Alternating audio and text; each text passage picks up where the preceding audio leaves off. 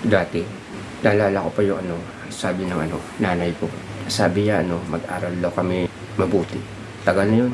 Lagi niya kami binibigyan ng baon, 20 pesos, para mag-asunod lang, para pumasok sa eskwelahan. Gusto niya kami makatapos na pag-aral. Kasi ako, kung sa Tagalog pa, dungulgod. Tapos excited ako, ang baon ko. Pero hindi ako pumapasok sa eskwelahan ng siguro grade 2 ako. Alam mo yung resist, no? Resist. Pag resist kasi yun, mayroong helicopter sa amin na parang pre-ground. Resist. Tumakbo kami sa pader, apat kami, no? Tumakbo kami sa pader, tapos hindi na kami bumalik sa aming eskwelahan.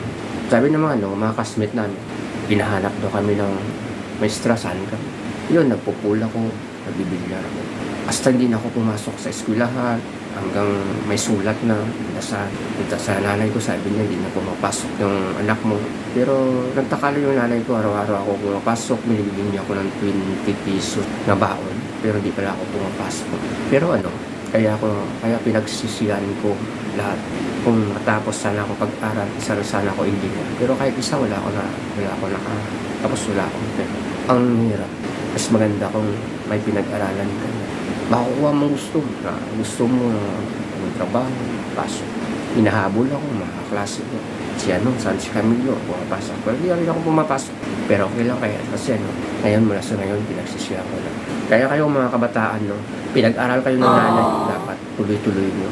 Huwag nyo hayaan huwag nyo kalimutan na mag-aral. Kasi pinagdaanan ko na yan. Magsisisi kayo sa bandang.